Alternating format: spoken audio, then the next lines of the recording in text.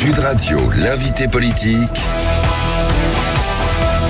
Jean-Jacques Bourdin. Laurent Wauquiez, notre invité ce matin, bonjour. Bonjour. Laurent Wauquiez, député LR de la Haute-Loire et président du groupe droite républicaine à l'Assemblée nationale. Je voudrais commencer avec la situation internationale. Encore une fois ce matin, les bourses asiatiques dévissent, 3, moins 4, moins 5, jusqu'à moins 10%. Il faut prendre un traitement pour se soigner, dit Donald Trump. Que lui répondez-vous ? C'est que nous, surtout, il faut qu'on fasse un traitement pour se protéger. Parce que vous avez raison de commencer par ça. C'est le chaos, et ça dit quelque chose sur nous. Les États-Unis, qu'est-ce qu'ils disent ? Maintenant, c'est la loi du plus fort. Et nous, en France, nous, en Europe, on s'est trop endormis. On a trop pris l'habitude d'acheter à l'extérieur plutôt que de produire chez nous. Dans ma région, je me suis battu depuis maintenant 8 ans pour faire du Made in France. On a relocalisé de la fabrication de paires de chaussures. On s'est battu pour amener de la fabrication de paracétamol. On s'est battu pour à nouveau faire de la fabrication de vélos français. Et là, dans cette guerre commerciale qui vient, oui, il va falloir se protéger. Est-ce que vous êtes inquiet ? Là, ce matin, est-ce que vous êtes inquiet ? Mon travail à moi, c'est pas d'être inquiet. Mon travail à moi, c'est de me dire, ça, pour nous, ça doit être un électrochoc. Et je sais pas si vous vous souvenez, mais il y a 8 ans, j'avais écrit un livre sur l'Europe. Et j'avais dit, attention à la naïveté commerciale. Il faut mettre en place une préférence européenne. Et de la même manière, je vous le dis à ce micro aujourd'hui, face à Donald Trump, il faut opposer une préférence européenne. Mais la préférence européenne n'est pas facile à mettre en place, vous le savez bien, puisqu'il y a même au sein de l'Union européenne des divergences sur la politique à conduire. Pour l'instant, l'Europe n'a pas vraiment répondu aux décisions de Trump. Que doit-elle faire ? Que lui demandez-vous ce matin ? Il y a des choses qui sont déjà très claires, parce que là au moins tous les pays européens vont comprendre, parce qu'ils vont tous payer des droits douaniers à cause de Trump. Et donc au lieu d'acheter des F-35, avec des fonds européens, on achète du Rafale. Au lieu de se retrouver à avoir des pneus qui viennent... suédois. Oui, au lieu d'avoir des pneus qui viennent de Chine, on achète des pneus Michelin. Et je vais même aller au-delà. Je pense que nous, on a une réflexion à avoir sur la taxation des GAFAM. Parce que on a quand même ce système qui est assez extraordinaire en France, où on va surtaxer nos commerces, nos hôteliers, nos restaurateurs, et on permet ensuite aux grands GAFA américains de récupérer tout cet argent sur notre économie en le remontant sans quasiment même payer d'impôts. Alors, il y a des débuts de taxes qui ont été mises. Allons-y, répliquons. Et donc, quelque part, est-ce que donc, je suis... taxons. Répliquons, il faut répliquer. Parce que si on réplique pas, qu'est-ce qu'on aura ? La défaite et le déshonneur. Et donc, face à Donald Trump, il faut une préférence européenne, il faut un sursaut, il faut refabriquer chez nous. Et si c'est ça, quelque part, j'ai envie de dire, ce sera un choc salutaire. Parce qu'on s'est trop endormi. Laurent Wauquiez, avant de revenir sur les rassemblements ou autres meetings politiques du week-end, l'actualité politique du week-end, il y a une autre actualité politique dont on ne parle pas, c'est la victoire de Marie-Christine Dalloz dans le Jura, élue candidate de l'Union Centre et LR. Elle est LR et elle a battu largement. Non, vous n'êtes pas d'accord. Elle n'est pas candidate de l'Union. Non, elle était candidate des Républicains. C'est une mais elle n'avait pas contre elle au premier tour de candidat de centriste ou autre. Vous connaissez l'histoire quand même. Oui, je connais l'histoire. Oui. Non, mais c'est bien de la rappeler. Donc Marie-Christine Dalloz, députée du Jura. Oui. C'est un département que j'aime beaucoup. Ma femme est originaire du Jura. Bon. Marie-Christine Dalloz, c'est une guerrière. Oui. Pourquoi son élection a été annulée ? Parce que le candidat, je sais plus, c'était une ou un candidat. Un candidat du RN était en réalité sous tutelle. Il était sous tutelle, oui. Ce qui est complètement dingue. Un homme. Ce qui est la dernière élection, je crois que c'était une femme quand même. Et donc c'est complètement fou, c'est-à-dire le RN avait mis un candidat qui n'avait même pas le droit de se présenter à une élection. Et à cause de ça, alors que Marie-Christine avait respecté toutes les règles électorales, son élection a été annulée à cause de l'opposant du RN qui respectait pas les règles électorales. Voilà, elle a gagné, elle a fait un très beau score. C'est la récompense de l'enracinement des Républicains sur le terrain. Et non, c'était pas une candidate commune, c'était une candidate républicain, monsieur Bourdin. Bien, Laurent Wauquiez, vous parliez du RN il y a un instant. Marine Le Pen a tenu meeting hier à Paris. Moins de monde que prévu dans ce meeting. Elle a parlé de chasse aux sorcières. Est-ce que vous êtes d'accord ? Est-ce qu'elle est victime d'une chasse aux sorcières ? Non, je suis pas d'accord. Et pourtant, je me suis exprimé, et je me suis exprimé en disant tout de suite et de façon très simple et très claire les problèmes que posait sa condamnation de justice. Mais c'est quand même un peu trop facile, là. Madame Le Pen est d'abord coupable. Elle est d'abord coupable d'avoir fait du détournement de fonds. Même si elle a fait appel et si elle est présumée innocente. Bon. Oui, mais bon, à ce stade, il y a quand même une première condamnation et on parle de millions d'euros. Donc c'est quand même une grosse opération, une grosse affaire. Et donc, il faut quand même faire attention à pas à l'arrivée perdre de vue ce qui est d'abord à ce stade la vérité judiciaire avec une condamnation très étayée en termes de faits. Bon. Ensuite, et je l'ai dit, cette condamnation pose un problème. Ça fait pas une chasse aux sorcières, ça fait une condamnation qui pose un problème politique. Quel est ce problème ? Je considère que rendre inéligible avec une exécution immédiate quelqu'un qui n'a pas pu faire son appel, c'est-à-dire pas aller au bout de sa présomption d'innocence que vous avez rappelé, c'est un souci. Voilà. Et ça, c'est le sujet qui est posé. Mais pour autant, ça ne doit pas faire oublier qu'à la base, il y a quand même une affaire de détournement de fonds publics. Et les politiques ne doivent pas être des justiciables au-dessus des autres justiciables. S'il y a du détournement d'argent, il y a une condamnation, c'est normal. Alors, je vais revenir sur l'exemplarité des responsables politiques, mais le parti d'Éric Ciotti déposera une PPL, une proposition de loi, en juin, supprimant l'exécution provisoire en cas d'inéligibilité. Vous en parliez. Est-ce que vous la voterez ? Bon, d'abord, moi j'aime bien savoir de quoi on parle, donc je veux avoir cette proposition de loi sous les yeux. Deuxièmement, et là aussi, pour moi c'est clair, il n'y a pas de loi spéciale pour Marine Le Pen. Et donc on ne va pas faire une loi sur mesure pour Marine Le Pen. Elle est faite pour lui donner une amnistie, selon vous ? En tout cas, tel que ça a été présenté par Éric Ciotti, ça ressemble beaucoup à une loi sur mesure. Et je voudrais quand même rappeler que Madame Le Pen n'a pas toujours eu les mêmes positions sur ce sujet. Moi, je me souviens que quand elle n'était pas concernée, elle plaidait pour une inéligibilité à vie. Je me souviens que quand il y avait eu les affaires Fillon, ça avait été parmi les plus violentes et les plus critiques quand elle n'était pas concernée.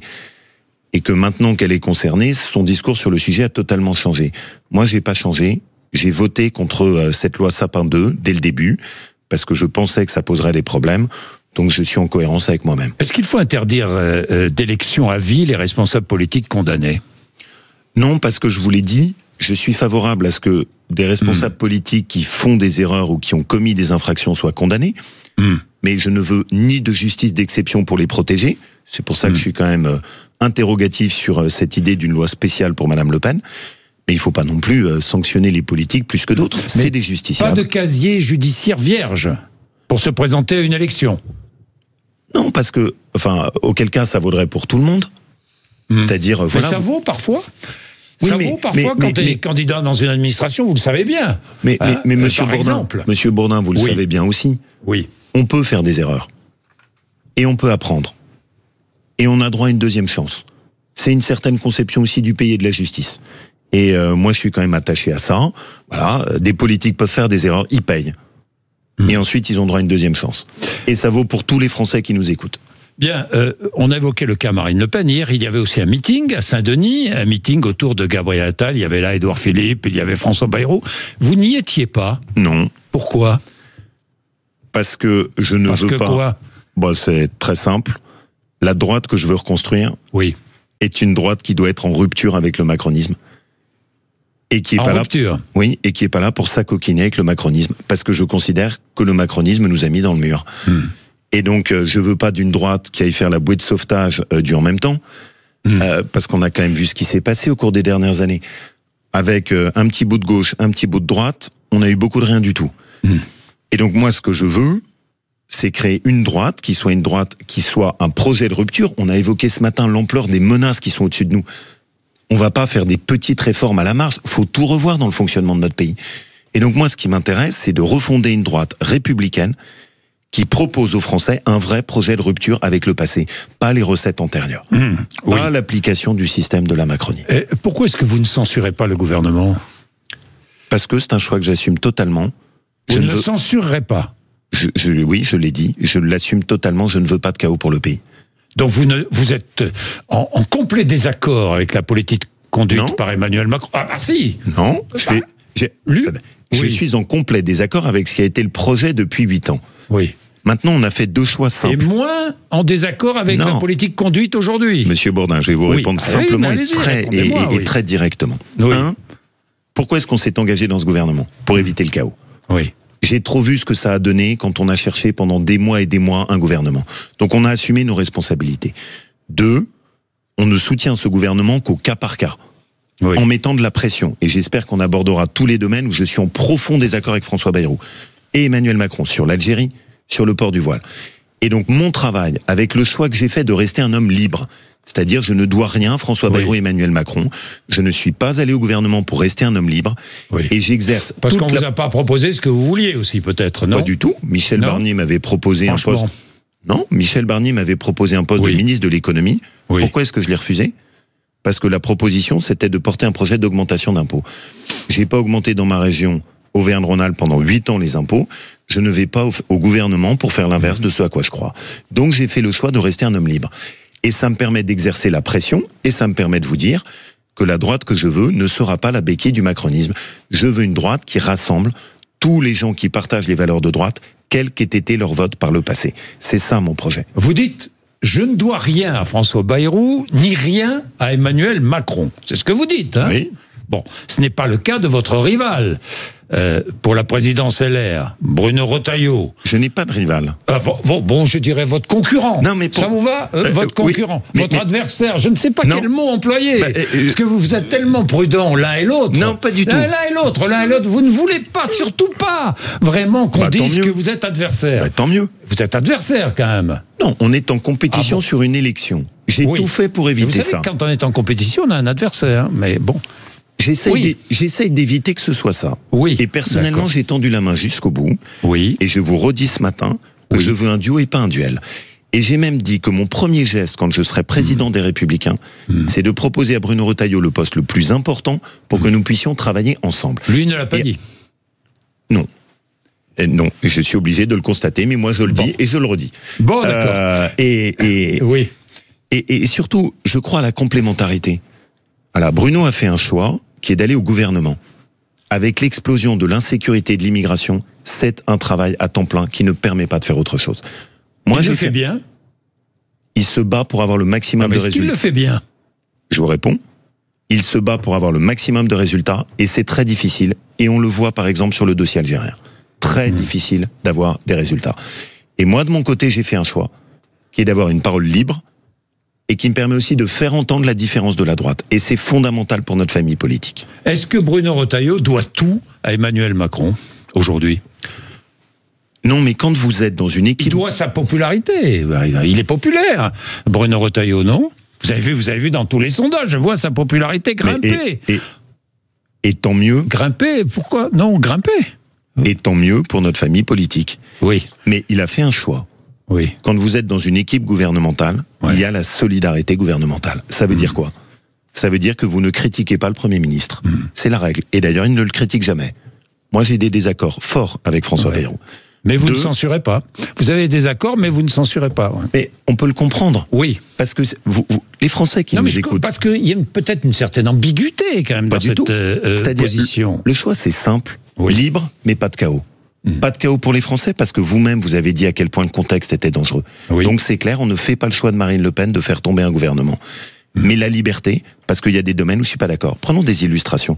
Oui. J'ai appris la semaine dernière que François Bayrou ne voulait pas de loi pour interdire le voile dans le sport. Non. Il a précisé les choses après. Il a dit, je ne veux pas, je veux une loi pour interdire le sport, le voile dans les compétitions sportives. Voilà ce qu'il a dit. Monsieur Entre Bourdin, les compétitions Monsieur sportives... Bourdin, Oui. vous êtes quand même suffisamment expérimenté Oui. pour pas vous faire berner par les jeux Je sur les me fais mots. berner, non, j'essaie Moi, de j'y pas me étais faire à la berner, réunion. je vous le dis. Parce que... Moi, j'étais à Oui. cette réunion, c'est Vous moi êtes fort pour berner tout le monde. Non, mais pas vous particulièrement. Je parle de la classe politique dans son ensemble. Allons au bout des choses. Bah tiens, allez-y. Oui, vous avez raison. Oui. Ils sont forts pour berner les gens. Parce que qu'est-ce qu'il y a eu? Vous avez tout à fait raison. Il y a eu cette polémique soi-disant sur le voile dans le sport. Tous nos auditeurs ont compris. C'est bon, le gouvernement a adopté une ligne de fermeté. Ils vont interdire la pratique du voile dans le sport. Il y a Et même moi- une proposition de loi. Oui, mais je connais trop la façon dont ça fonctionne. On vous fait un buzz, vous le savez très bien, pendant quelques jours, et puis après on oublie. Dans ma région, j'ai eu une obsession, avoir des résultats. Et donc, quand j'étais face à François Bayrou la semaine dernière, je lui ai dit, dis donc, maintenant que le buzz est fini, quand est-ce que vous inscrivez la loi ? Et c'est là où il m'a dit, je ne suis pas favorable à une loi d'interdiction du port du voile dans les pratiques sportives. Et ça, c'est ma liberté, je suis radicalement contre ça. Il faut une interdiction du port du voile dans toutes les pratiques sportives. Et compétition ou pas ? Et pas que les compétitions sportives. Parce que sinon, c'est ce que vous avez dit, sinon c'est un gouvernement qui berne les gens, dans lequel on a fait croire qu'on allait faire quelque chose et il n'y a pas de résultat. Moi, je veux qu'on passe des paroles aux actes. Très important dans ce qui est devenu la politique aujourd'hui, et on le voit sur le dossier algérien, on promet des choses. À l'arrivée, on capitule. Alors, le dossier algérien, le ministre des Affaires étrangères était hier en Algérie, il a rencontré le président algérien. Nous allons reconstruire un partenariat d'égal à égal avec l'Algérie, a-t-il dit. Que lui répondez-vous ce matin, Laurent Wauquiez ? Que c'est une honte, que c'est une humiliation, que la France a donc décidé de capituler, qu'on nous avait expliqué que ce serait une riposte graduée. J'avais bien compris que ça allait être très gradué, mais il n'y a même plus de riposte. Juste reprenons un peu les faits. On a donc un gouvernement algérien qui a mis dans son hymne un couplet pour humilier la France. Un président algérien qui a expliqué que la France n'avait fait qu'un génocide en Algérie. Un gouvernement qui a refusé de prendre ses OQTF et qui porte donc la responsabilité du sang de l'attentat de Mulhouse. Soi-disant, on a fait croire qu'on mettait la pression. Quelques semaines après, on va là-bas pour expliquer qu'on a des échanges très amicaux, très cordiaux, et il n'y a aucun résultat. Est-ce que hier, l'Algérie s'est engagée à reprendre ses OQTF ? Rien. Est-ce qu'il y a eu un discours sur la libération de Boualem Sansal ? Pas un mot dans le communiqué. Et avec un cruel effet de contraste, la même semaine, un Algérien sous OQTF était condamné pour avoir fait des attouchements sexuels et pour avoir fait des vols. Un Algérien sous OQTF. Et nous, on va en Algérie. En plus, c'est nous qui nous déplaçons pour participer à cette mascarade. Moi, je pose une condition très simple. Avant toute reprise du dialogue avec l'Algérie, il faut que le gouvernement algérien s'engage sans condition à reprendre tous ses OQTF. Sinon, tout le reste, c'est une France qui ne se fera pas respecter parce qu'elle ne se fait pas respecter. Mais qu'est-ce que vous ferez ? Si l'Algérie ne... Qu'est-ce que vous ferez si le gouvernement ne change pas de politique ? Qu'est-ce que vous ferez ? Mais on n'est pas condamné à la soumission. Mais non, mais on n'est pas condamné à cette humiliation quand même. Oui. Des moyens de pression, vous en voulez ? Non, mais il y en a. On achète... alors, et pourquoi on les utilise pas ? Quelle honte ! Pourquoi est-ce qu'on n'a pas pris cette ligne de fermeté ? On achète chaque année autour de quoi ? 4 milliards d'euros de gaz algérien ? Qu'est-ce qu'on attend pour arrêter ? On a les accords de 1968. Qu'est-ce qu'on attend pour les dénoncer ? Pas les renégocier, les dénoncer. Et là aussi, vous le voyez, c'est pour ça qu'il faut une parole d'une droite qui soit libre. Parce que moi, je vais pas faire semblant de me retrouver au Conseil des ministres et puis ensuite de dire tout est parfait. Non, ça ne va pas. Ça ne va pas. Oui, c'est Bruno Retailleau, lui, se retrouve au Conseil des ministres. Oui. Il est obligé de dire tout est parfait. Il est obligé d'accepter cette politique. Pas moi.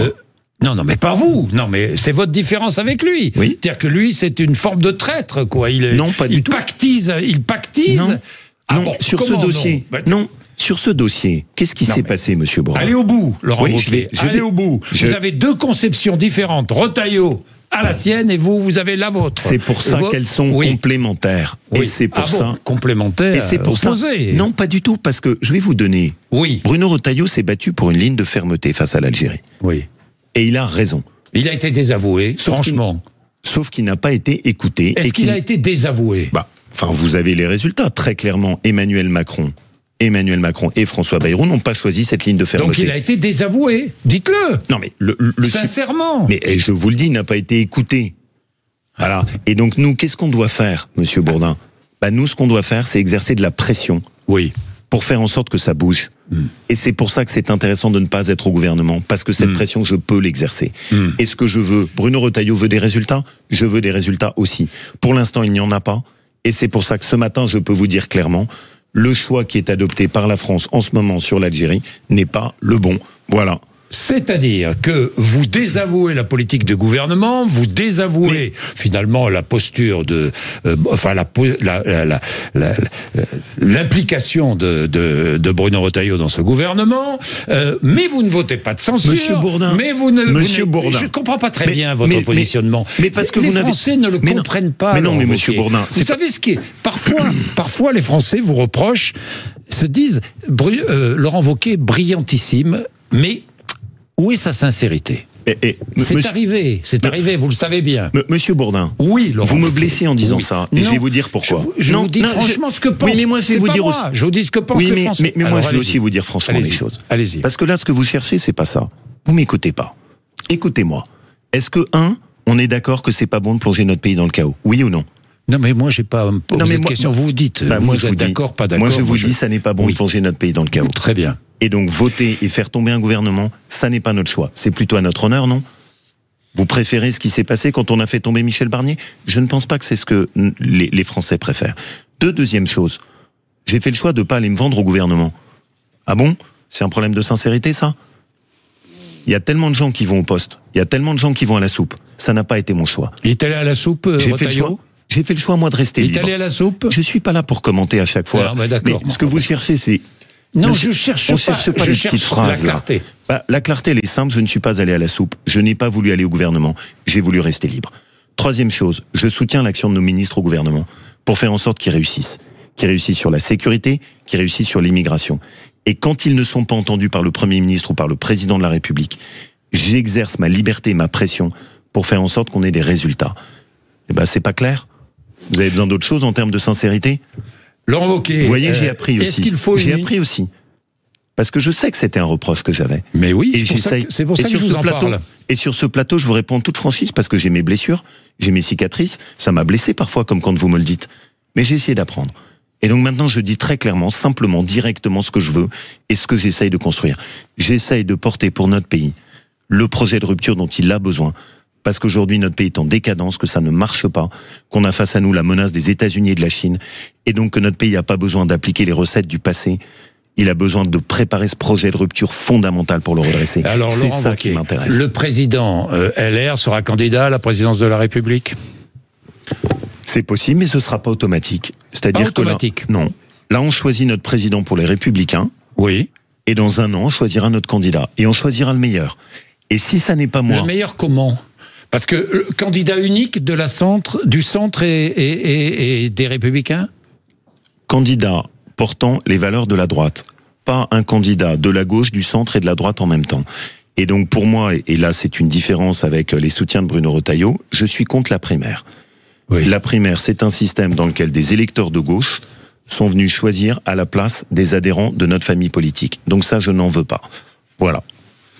Merci Laurent Wauquiez d'être venu. Merci à vous de cette interview musclée. Mais comme toujours. C'est comme ça que c'est bien, Monsieur Bourdin. Mais je n'ai aucun problème avec ça. Vous savez pourquoi? Parce que pour aller chercher la vérité, la sincérité, on parlait de la sincérité, il faut des questions musclées. Sinon, on n'en a pas. Et c'est comme ça que vous l'avez eu ce matin, et j'en suis très heureux. Merci à vous. Merci beaucoup. Merci Laurent Wauquiez. Il est 8h58.